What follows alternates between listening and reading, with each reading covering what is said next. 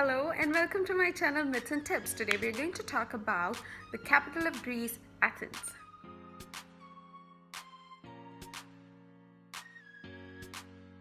Athens is not everybody's cup of tea, and that is why it is not on everybody's vacation list when you look at the number of people landing in Greece and the ones who are not even touching Athens and going directly to the islands. Athens, in terms of natural beauty, it has less to offer if you would compare it to the islands. But for me, Athens is full of history, right? It's one of the world's oldest cities. So just walking around Athens itself is an experience by itself if you are a history lover. So if you are a history lover, if you like Greek mythology, if you're into museums, if you like architecture, I would say give Athens 4-5 days or even more, even 6. There's no harm in it if you have time. So let's quickly go and have a look at the places that we shouldn't be missing when we're in Athens. Let's start with the symbol of Athens by which Athens is known to the world, the Acropolis. One thing I can highly suggest for backpackers and people on budget is to do your own research and go to these places so you know what exactly you're looking at, because there is very little information about these ancient ruins on their sites. So now what we see is me entering Acropolis. Right there is Erechtheion, and wait for it, there is Parthenon. The Parthenon is such a beautiful structure, but it's even better if you know the history about it. I went there on a very windy, cold winter morning, but the rest of the days we were lucky enough to have enough sunlight to enjoy Athens. You can see how windy it got. Here we have the Theatre of Herod Atticus, which is right below Parthenon, and the Theatre of Dionysius, which is the first stone theater. And here we have the Acropolis Museum. It is a must-do. Hadrian's Arch, there's no way you can miss it. It's right on the road.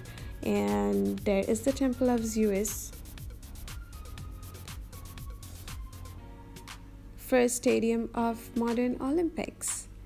And one of my favorite places, the Syntagma Square, which is very lively, and you can see it's all lit up for Christmas and New Year, and a lot of people even at night, and it is a beautiful place. They have many on-the-go concerts for the public, especially during Christmas and New Year time. Don't miss out the Parliament and the ceremonial guard changing which happens every hour. So go in the morning so you will be able to witness it. How can we miss Plaka District, the shopping area? All these photos look very isolated because I'm a morning person. I tend to wake up early in the morning and wander through empty streets. This is my favorite pastime. But in the evening, it gets very crowded. And here's the area of Anaphiautica, which depicts the architecture and lifestyle of the people from an island called Anafi. So if you're unlucky enough not to visit any of the islands, please go here and have a feel of it. It is an uphill area, and if you climb up all the stairs, you will get a beautiful view of Mount Lycabettus. And please do go to Lycabettus to watch sunset. I wouldn't suggest going there during daytime, but the sunset from there is out of the world. A lot of people say it's the same from Parthenon, but I like this one better. So you can see different shades, and it's just one of those Greek sunsets. And I've saved the best for the last, Monastiraki Square. It has so much going on in one place. On number 1 is Acropolis, which was built during 5th century BC. Second is Hadrian's library, which was built during 2nd century AD.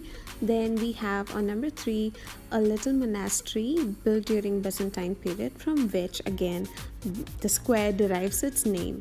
Number 4 is an Ottoman mosque, which was built during the time when Ottomans ruled Greece. And this place always makes me feel like I've just time traveled. Of course, I've not added every bit of Athens in my video, but make sure to check out all the ancient ruins such as Roman Agora, the Hadrian's Library, and museums. So go through Athens well, because there are more than enough sites to visit. Apart from the places that you're going to visit in Athens, there are 5 words that you need to know if you're in Greece. One I would like to suggest is Kalimera, which is good morning. Yasas means hello, and Efkaristo means thank you. Ne means yes, and the most important one, Ohi or Oshi, something in between. I think it is Ohi, which is no. But if you find it as a difficult word to say, the Greek people often do. That's their way of saying no, apparently. Try it. If it doesn't work, I'm sorry, I'm not the one who gave you this information. One another thing that you can do when you're in Athens is to sign up for a free walking tour. Free walking tours are not actually free, but pay them what you think you can afford or what you think you can give them. It's up to you, okay? So no matter how little or however it is, they're okay with it. They're not gonna make a fuss. So sign up for Athens free walking tour, which I did as well. They're very good with the structure of the tour. It takes probably 3 to 4 hours, and make sure you're in your walking shoes because it's just straight walking for 4 hours. They stop here and there to explain the places. It's actually beautifully done. They take you through all the best places in Athens. So my suggestion is, after you do this tour, keep aside a day for yourself to go through these places all by yourself in your pace, That's what usually I do because I'm not a very fast person. I like to enjoy the place, sit back and have a little cup of coffee and sulk up in the place. So when you're on a walking tour, they try to cover the most and the best in a short period of time. So I usually keep a day extra for it. If not a day, at least half a day. It's a myth that Athens is not a winter destination because as you would have seen in my videos, it's pretty lit up, it's bright, I love the vibes there. It's plus Athens is a city that is lively at night as well. You go to Monastiraki Square or you go to Syntagma Square, just full of people, and all the eateries and the shops they're open, and there is life going on even at 2 in the morning. So yes, Athens is a good winter destination. Again, when you are in Syntagma Square or Monastiraki Square or any of the crowded places in Athens, just like all the other European cities, just beware of pickpocketing. There are quite a lot of pickpocketers, especially in Monastiraki Square. So watch out. To sum it up, Athens is a beautiful, lovely, historical city with lots of museums and lots of ancient ruins to go through. Athens is lively for most part of the year, so whatever the season is, I think if you're a history lover, you would enjoy Athens. There's no doubt about it. So hopefully everybody enjoys Athens as much as I did. Safe travels and cheers.